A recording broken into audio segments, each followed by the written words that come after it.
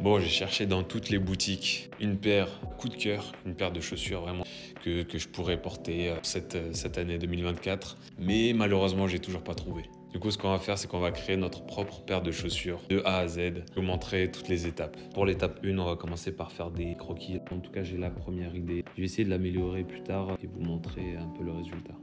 Bon, du coup les gars, pour cette partie-là, on va directement à l'atelier pour utiliser le casque VR pour réaliser la modélisation 3D. Ça se passe ici, let's go.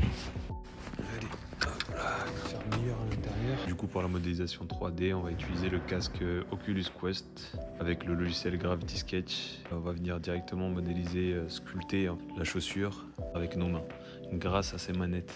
En fait, ça va nous permettre vraiment de créer les lignes et tout ça. Du coup, je vous montre tout. Let's go, on rentre à l'intérieur du casque. Et maintenant, on se retrouve dans le monde virtuel dans lequel je vais modéliser, sculpter cette chaussure. J'ai importé toutes mes références, mes croquis, ainsi que toutes les inspirations qui m'ont permis en fait de créer cette chaussure.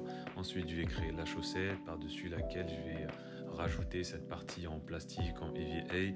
Je vais rajouter les détails, la partie respirante à l'avant, ainsi que sur les côtés, recréer ce mouvement de vent. Et sur la partie basse, on va rajouter ce motif d'amorti. Et sur l'avant, la référence aux dunes. Bon, une fois qu'on a fini la partie avec le casque VR, on va passer sur différents logiciels sur l'ordi. On est sur Blender et ce qu'on va faire, en fait, on va venir ajuster en fait la silhouette de la Sirocco. Bon, du coup, je vais vous montrer un petit peu toutes les caractéristiques de la Sirocco.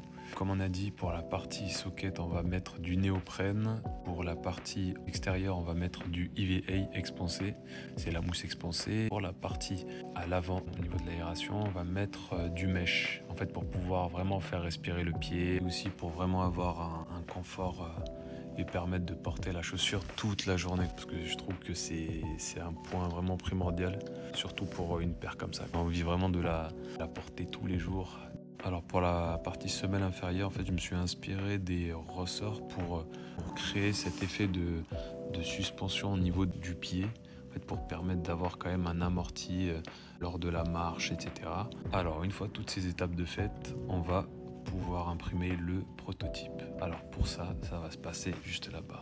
Pour le prototype, j'ai commencé du coup par imprimer en plusieurs parties pour pouvoir l'assembler tranquillement. Alors, on va se poser là-bas. Alors du coup, voici les différentes parties. Hop. Là du coup on a la semelle d'usure que j'ai imprimée aussi. Et j'ai imprimé également la partie, le côté, vraiment pour avoir vraiment un petit aperçu de ce que ça va donner cette Sirocco. Ça donne ça, on va l'essayer. Bon, allez. En vrai il y a quand même un confort. Déjà c'est léger, c'est un point positif. On va rajouter ensuite cette partie là et voir ce que ça donne. On est quand même en délire sur le côté, je trouve ça pas mal. Bon, une fois qu'on a fait cette étape là de premier prototype, on va envoyer les dessins techniques et le modèle 3D à l'usine et elle va nous envoyer le prototype. Allez, let's go. A few moments later.